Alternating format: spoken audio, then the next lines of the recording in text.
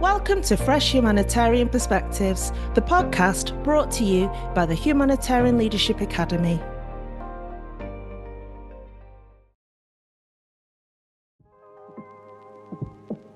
In our sector, there's no too much, funding, especially after the cuts.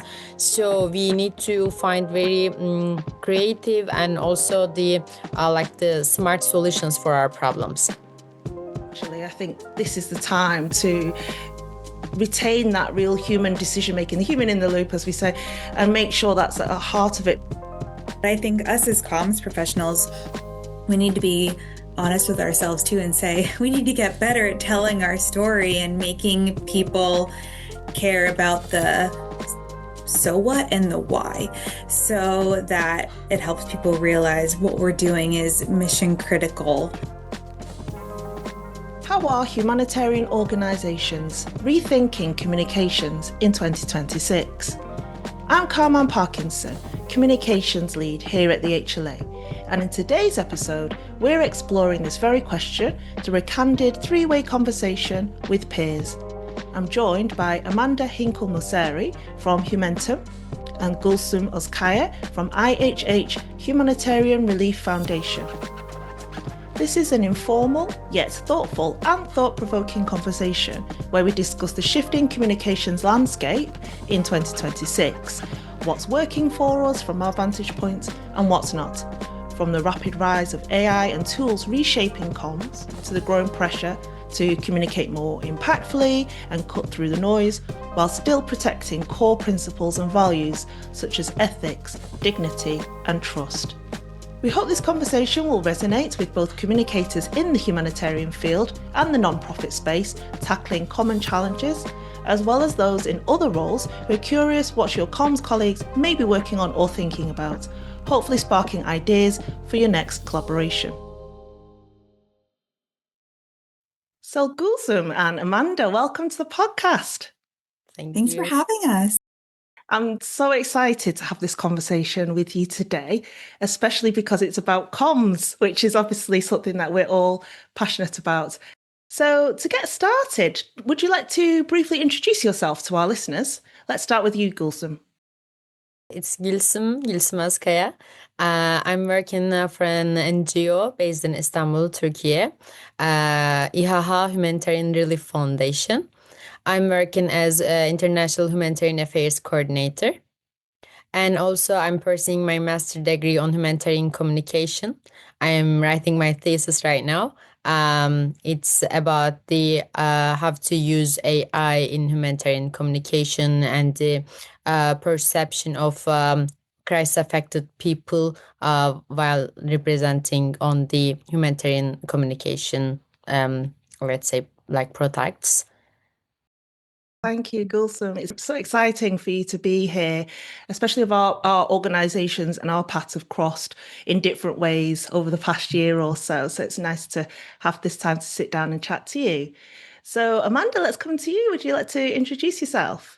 Yes, thank you. My name is Amanda. I'm the Director of Marketing and Communications for Humentum, and we're a global nonprofit that helps other NGOs and nonprofits enhance their long-term resilience and navigate change through training, consulting, and membership as well. And I've been with Humentum for 8 years now, overseeing marketing, comms, PR, video, graphic design, you name it. So a bit of everything myself and my team manage. And I will say, in hearing a bit of both of your backgrounds, I didn't necessarily expect to end up in comms, and I didn't necessarily expect to end up in humanitarian global development either. And I actually came from an arts management background. And while I've been now in this sector for 10 plus years, it's still a bit of a learning curve sometimes. So I'm so thrilled to just have a conversation with you both and really just share what we're hearing, what we're seeing, and what's working. And really also what I think everyone's interested in is what's not working and why, and what we can bring new ideas to the second half of 2026. Thank you, Amanda. It's so great to have this conversation with you today. So Humentum and the HLA have been partners. We've collaborated on courses on Kaya. and other initiatives over the years. But our paths have only crossed the past year, I think, after we connected on LinkedIn. So it's so nice to talk to a fellow comms professional, and we've had chats, and obviously Gülsüm and I have had chats, and there's common ground. We've just discovered that we all like history. That was our favorite subject at school. We love learning about the past and how we can apply that to the present, as well as fond of literature as well. And Amanda, you were talking about you weren't expecting to be in comms, but here you are. But you and I have had conversations about applying creativity into work and bringing in that perspective. So although it might feel disparate in some senses, in other ways it's really holistic part of our lens and way of viewing the world, right? Yeah, absolutely. It's been so fascinating because, arts and culture and comms are not far off at all. And the more so that I think you can bring in all those cross disciplines, your messaging is stronger, your stories are stronger. And it's a nice, really nice collaboration that makes a lot of sense when you think about it sometimes a bit more. Absolutely. I love that. I'm here for the whole interdisciplinary approach. That's what I think comms actually has to evolve and become more like in the coming period, which we'll talk about a bit more shortly. So the format of today's podcast is going to be a little bit different. So because the three of us are comms professionals, it's going to be a bit more of a dynamic conversation. So in turn, we'll ask each other questions. So it's not just me posing the questions. So much has changed for everyone in the system over the last, well, it's been more than a year, but it's been particularly acute since 2025 onwards. So can I turn to you first, Amanda, to ask what's changed for you within Humentum, and for you as the director of comms, what's shifted? It's been quite a roller coaster, if you will, since 2025 when we had the USAID funding cuts. And Humanitarian, like many organizations, we reduced our structure and staffing footprint due to those cuts. So it really caused us to think about a lot of things differently. How can we be doing more with less? How can we be doing different things with less? What are the right things that we should be focusing on that best delivers on our mission and vision?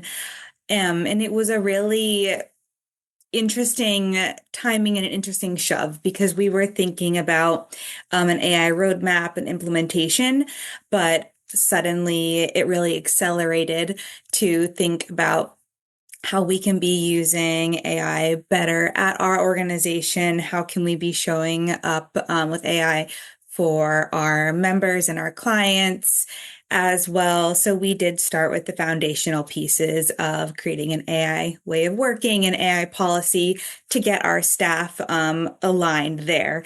And then we started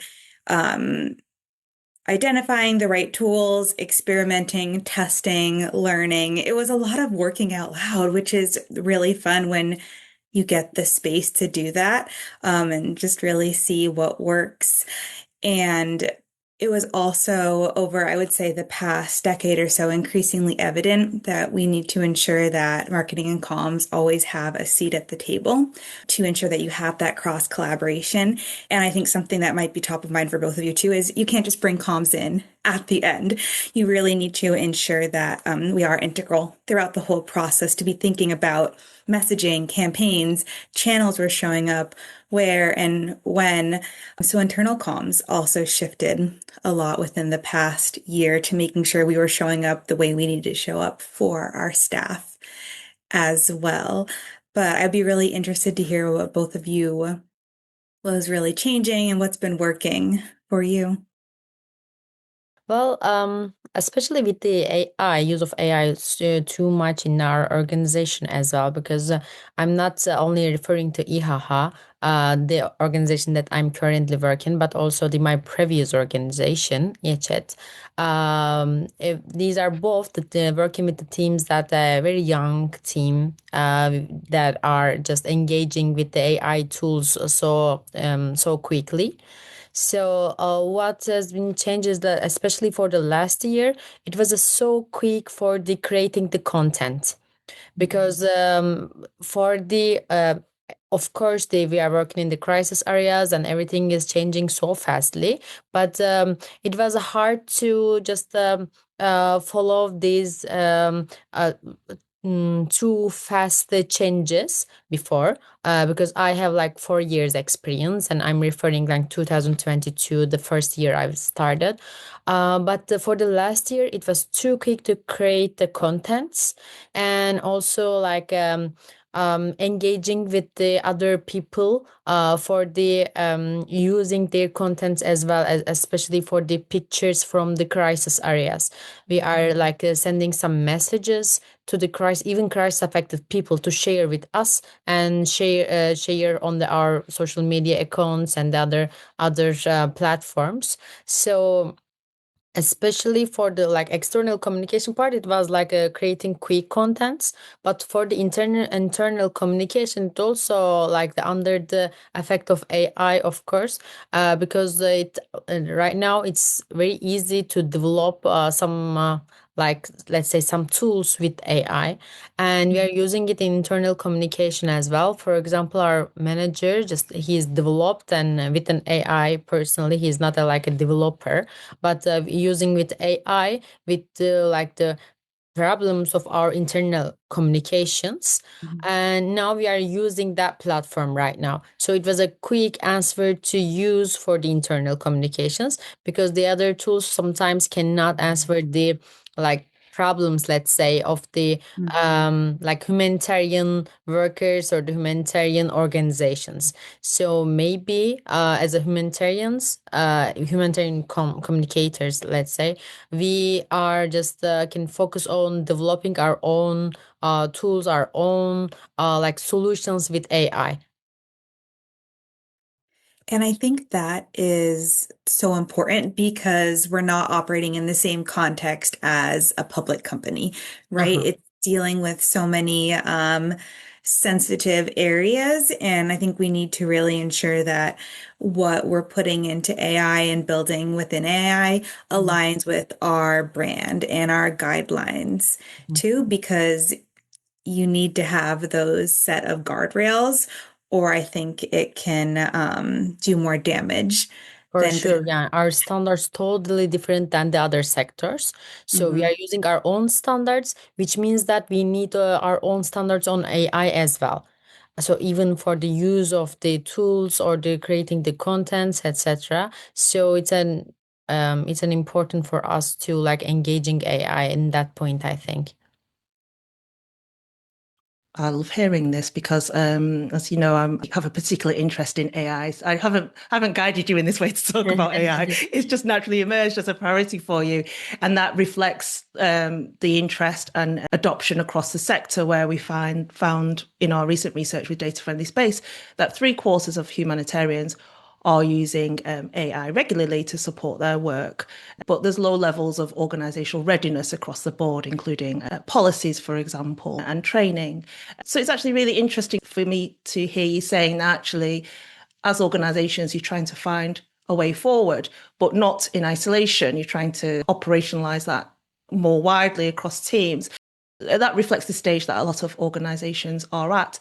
But I think crucially for communicators, we're kind of leading the way in a sense, because even though people might not necessarily think of comms straight away when you think about humanitarian AI, you might be thinking of more operational programmatic applications, or meal, for example, or needs assessment. Actually, because comms and design and marketing have been the first areas in all sectors to be really adopting AI. Actually, I think we're quite an important contingent to actually reflect back lessons learned and to share that and to encourage that open conversation and those lessons learned for other teams. And one tangible example that I can share, I think I talked to you, Kim, on about this a bit. I was building an AI agent in Copilot that was trained on our brand guidelines and our messaging that we then rolled out to a small group of staff members, to test, trial, see, does this help with building content? Does it help you generate strategic ideas or be that thought partner? And It hasn't really been working the way I anticipated, to be very frank. And I think it takes time to figure that out, figure out what's working and what's not, and to share that out loud. Because I know, Gülsüm, you're working on Claude, right? And that's really where I'm interested in exploring next. Maybe a skills-based agent in Claude is the better option, but really understanding what your organization needs, what we need as comms teams to help us move forward and what the rest of the organization needs. But it did give us ideas of, oh, could this be working for our program teams in different ways? Could this be working for our business development teams in different ways? So there are always rays of sunshine, if you will, when things fail and don't quite work out. But I think sharing those lessons learned out loud to inspire other comms teams to test and trial within their parameters to see. I totally agree with you. Well, that's why I think we need to keep try, I guess. And also like especially for the youth, like the I don't know who is just describing yourself as young or not. I'm not saying about something about this, but of course, maybe like as the younger generations, maybe just we need to focus on the more like creating some the tools with and also developing maybe with the cloud you mentioned and other tools as well, because when we realize it how it's how much it makes everything more easier and faster. I think that it will just make a huge difference, create a huge difference in the sector as well. Because in our sector, there's no too much, funding, especially after the cuts. So we need to find very creative and also the smart solutions for our problems. So that's why we need to focus on the specific problem and create our own solution on this. Yeah. And I think the flip side of the rise of AI is also the rise of AI slop. There's just a lot more content out there. There's a lot more for our audiences to sift through. So where are you finding it the hardest to cut through the noise right now? Is it, as you mentioned, with your younger audience? Is it supporters, partners, donors, funders?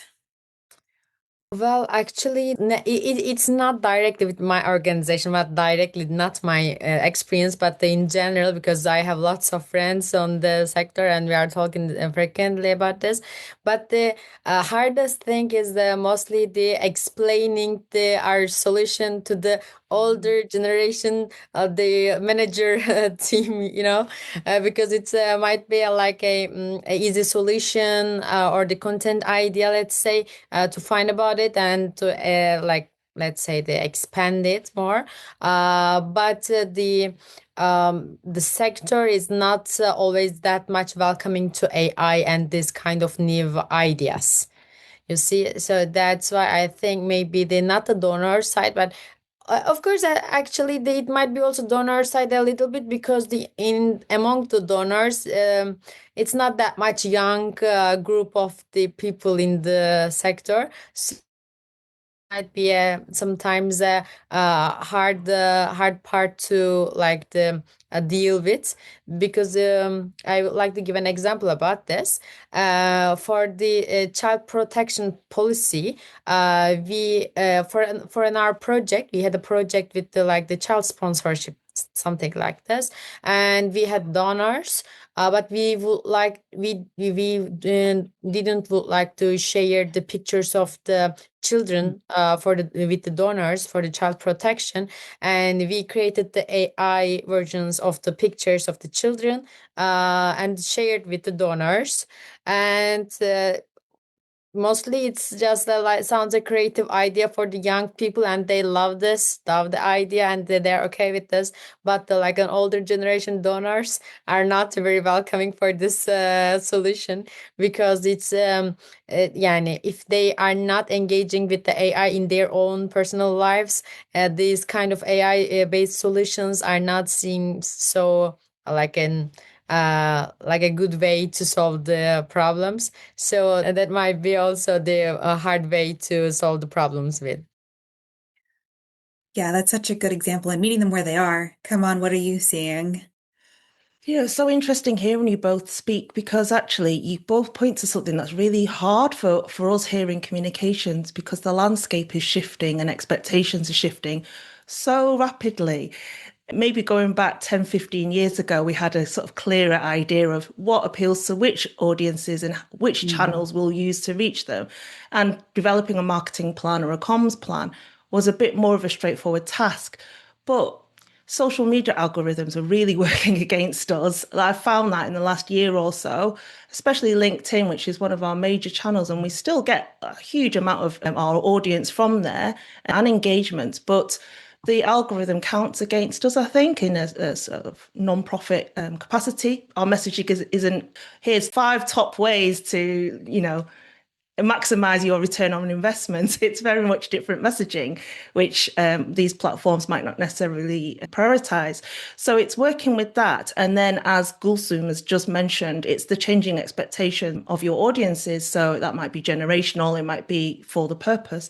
So, as comms professionals, I feel it's really hard for us to develop a cohesive plan that you don't have to constantly refine and iterate, which we do, but with time constraints, it can be hard to do that. In an ideal world, we'd have a big team, we'd be doing A/B split tests, so we'd be doing all sorts of things to test that. But in the operational realities that we face, we don't have that luxury necessarily. So I think being strategic, being intentional, but also having that flexibility to adapt is absolutely essential to navigate this, but it's hard. It's hard because, we've only got one pair of hands and 24 hours in a day.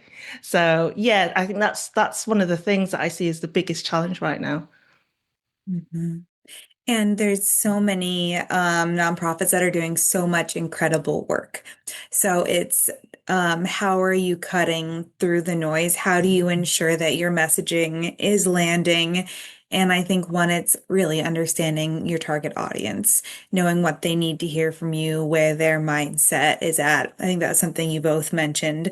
But I think us as comms professionals, we need to be honest with ourselves too and say we need to get better at telling our story and making people care about the so what and the why so that it helps people realize what we're doing is mission critical and affects your daily life. And I was looking at some research that was done by a university in the US, and Candid recently highlighted it as well. And it said that only 5.4 of Americans say they use nonprofits. And even in your contexts, that's shockingly low, right? And it reflected back and said, but 4 out of 5 Americans visited a local park, a rec center, a museum, a zoo. And many people didn't realize that those are nonprofits. So how can us as comms professionals, one, cut through the noise that connects to our audience, and two, help them understand the why behind it and why these things matter, especially in our current environment? Yeah, that's so true. You made me think about in January, a team and I took part in an Amazon Web Services hackathon. It was a 3-day hackathon, and we had to pitch at the end.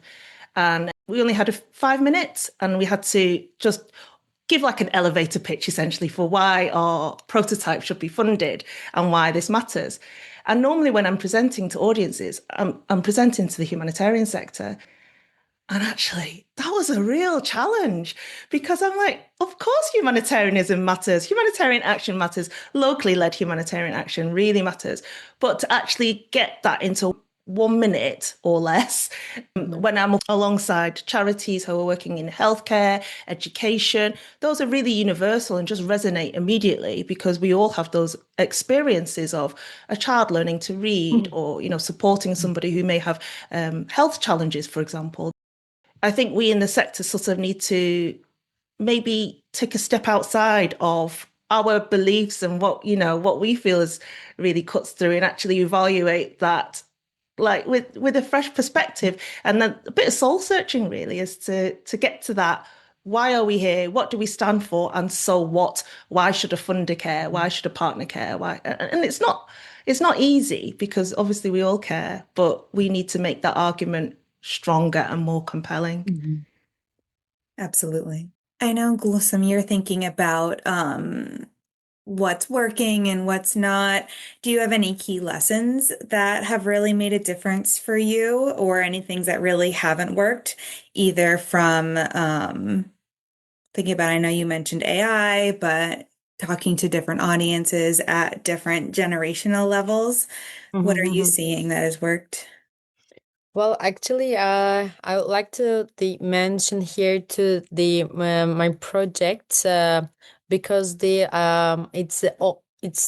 mm, it's changing my perception on the what's work, what's not, especially for the humanitarian communication. So, what I mean by project is actually my thesis. I'm having some interviews with the crisis affected people and asking the question of do you prefer to be like represented by AI or you or your community or the or you prefer to do like a real pictures of you, your community, your area, your city. And I all the time just thinking on that the most people just would like to choose the AI because they don't want to see themselves in or their families in the crisis situation, let's say.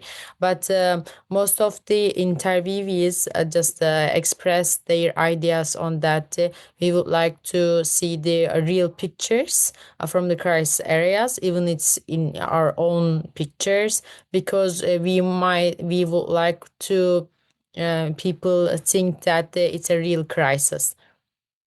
So at that point, I just changed my idea that because I used to think that the AI is like the best solution on this. I always just thinking like this. But after these interviews, I just started thinking that the perceptions of the crisis affected people or the beneficiaries might be totally different. So while we are creating some solutions with AI or other like helping tools, we of course need to like to get the idea of the beneficiary groups, not just only donors and the other groups, etc., or the humanitarian communicators. So for the last years, like the biggest learning lesson, it was for me, that was it.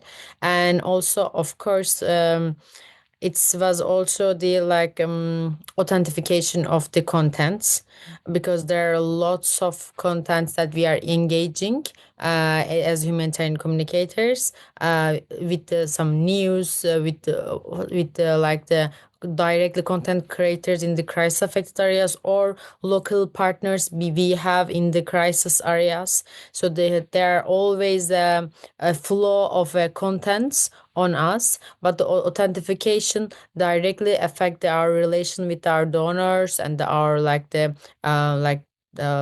like other networks and the other let's say the partners. So that's the point of the authentication, also the this year's issue for me right now. That's why I'm working on the humanitarian AI policy of the organization for my previous organization, because this humanitarian AI policies, if we cannot create on this immediately, always there's something adding on this, that something new and some new problems adding on this.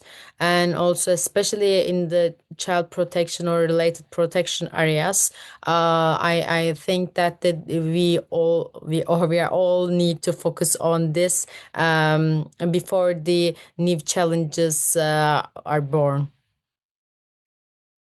So fascinating. I love the really interesting work that you're getting to focus on. And for me, it's that reminder that we need to be centering communities and the people that we serve, involving them in the data collection and decision making, because we don't want just a top-down solution. Mhm. We want to understand how they want to be portrayed and showed up. And for me, that comes back to building that trust Mhm. and building relationships. And I think that's really something that makes a real difference, especially this year. And I know, come on, you've been thinking about that piece, especially as well, building those relationships. Yeah, absolutely. You make such great points, both of you. Yeah, open communication and trust-based relationships are so critical across the board. And Gulsum, your research is so thought-provoking because from a personal perspective, I think, oh, of course, real photos, authentic imagery is preferable. But then actually your research is showing that actually agency and choice is the central decider. So there is no one size fits all, and that listening is really key. There's another Yeah. point here, I guess, because sometimes, even though the crisis affected people choose something that they think that it's more beneficial for them, but the humanitarian workers, humanitarian communicators, let's say, have to protect their own dignity, even though they choose something else. For example, in crisis area. In a crisis area, a person can say, a woman, let's say, can say that you can take picture of me if you just give me something more cash or just any help, any other something. You see, it's a crisis affect area. Of course, they can say something like this, because the decision of sharing this picture or not is the like a decision of the humanitarian communicator, right? So even though the crisis affected people choose the like depicting normal picture or just look like to be shared on the contents, like let's say the contents that call people for donation, the humanitarian communicators just have to protect their dignity, even though they have a permission from them. And also for the children as well, children has no idea to be for the AI or the like a normal pictures, real pictures on the sharing on the social media or different platforms, but the humanitarian communicators have to protect their rights and the dignity, you know. Gosh, you really highlight the complexity there. So it's not just informed consent, but whether the whole situation is ethical. That speaks to the whole theme of whether we're under pressure, we have to put that time and really think through the processes, even with AI speeding things up and giving us back some time. We can't, we need to be diligent in our processes. And I think that speaks to the importance of it with that really tangible example there. Yeah. So what do you think is going to be really important or even critical as we look to the second half of 2026 and going into 2027 for comms professionals? What are you all seeing? Do we need to get better at something? Is there something that we need to let go? We like to say at Humentum, what do you need to start and what do you need to stop? I think as far as we have standards on this and we continue to talk and discuss about this more, everything will get a better situation, I think, because there are lots of tools that make everything so easier, faster, and this there are lots of benefits for the like the crisis affected or people or beneficiaries or donors or the humanitarian professional. There are lots of benefits, but of course, as long as we just we are realizing the like the potential problems or the risks of the AI or the in general humanitarian AI problems, humanitarian communication problems. So at that point, I think that everything will be better, I think, inshallah. But it's my personal point of view, by the way. I always think that everything will be better. But for the humanitarian AI, I think that we need to discuss more about our standards and the humanitarian AI policies. Yeah, I agree. From my perspective, I think what we need to get better at, I'd like to point to a couple of things. Advocating for communications. I think it's quite ironic that I'm saying that on a podcast about communications. But I think as we've gone through this conversation, it's really highlighted to me how in the age of AI and efficiency and the pressure to do more with less, that comms can be seen as something that could be maybe not essential. But actually, I think this is the time to retain that real human decision making, the human in the loop, as we say, and make sure that's at the heart of it. Because, like Gulsum has just talked about, that really powerful example of all the intricacies and nuances of deciding what type of imagery, for example, is involved in comms, an agent isn't going to be able to make those sorts of decisions. Not yet, maybe in the future, but not yet. So I think advocating for communications, advocating for our role and our strategic steer, and critically helping the organisation to articulate why we matter and why people should support us and our mission. And then secondly, again, because of all the pressures that we face, and everyone is showing up and doing the best that they can do every day, I think we have to really try and maintain intentionality in everything that we do, whether that's from an individual task, whether those relationships that we need to nurture with colleagues, with our broader network, with funders and so on. I think we really need to put care and time into that. But that's not easy with how thinly we are stretched. But I think we need that time and space and give ourselves permission, and our colleagues and others permission to do that. And then just on that point, I read on LinkedIn recently, someone called Jennifer Lentfer posted a phrase, and I thought it was really interesting. She says that the nonprofit sector has what she called a bias for action, which can be a positive thing, right? Because that's what we're here for, action.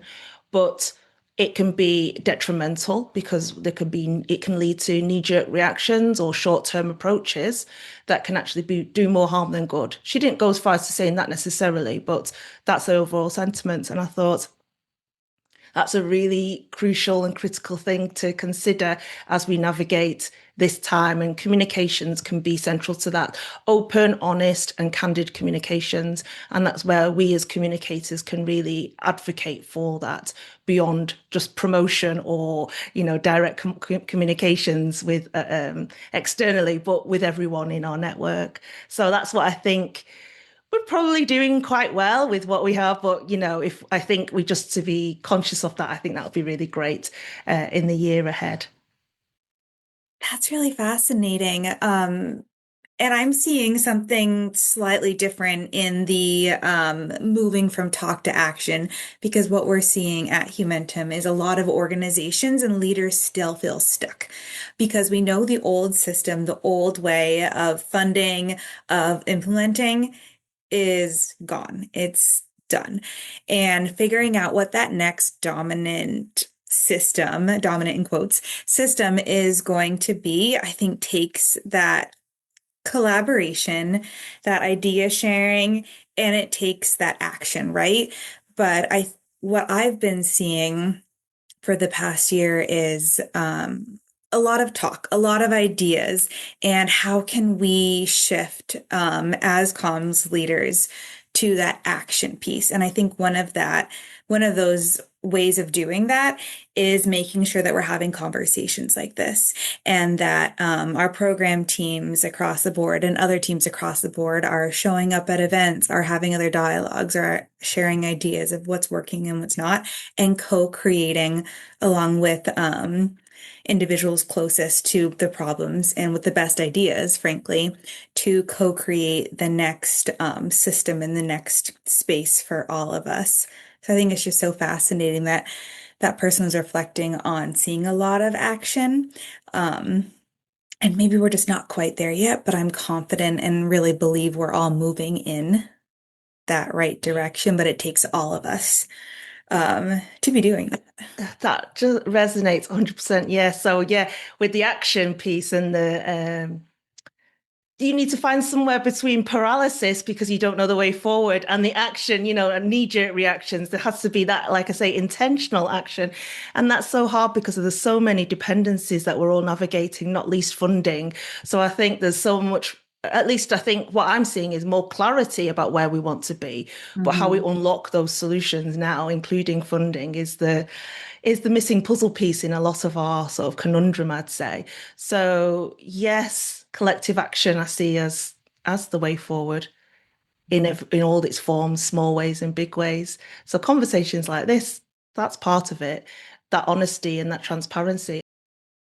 And lastly, something else I've been thinking about, and I would love to hear your all perspectives, is, Yes, what's in our sphere of control and how can we bring other experts in and unconventional experts?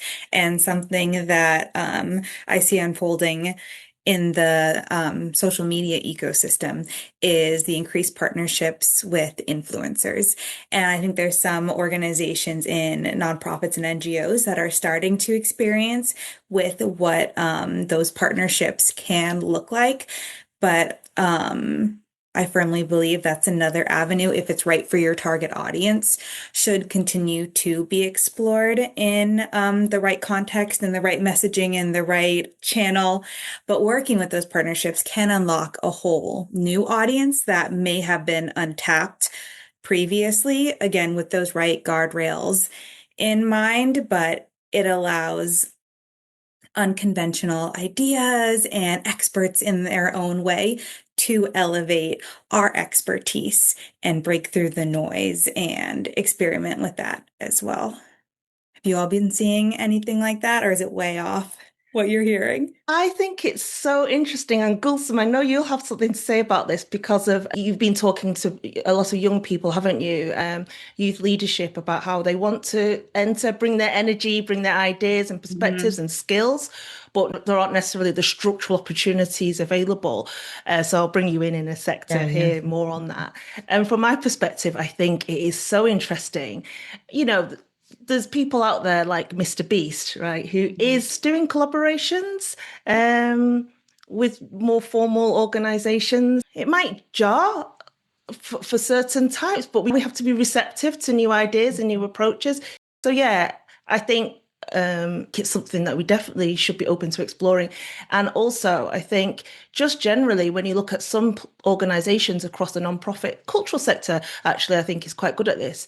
When you see someone younger at the helm of social media doing reels, just bringing that fresh energy and that engagement, it's really great to see. I love to see it. And I think the humanitarian sector needs that injection of ideas and energy. Oh, I think so, and it's actually the based on the country. Of course, it's changing because as far as I see, it's quite a lot of young humanitarians also in Turkey as well.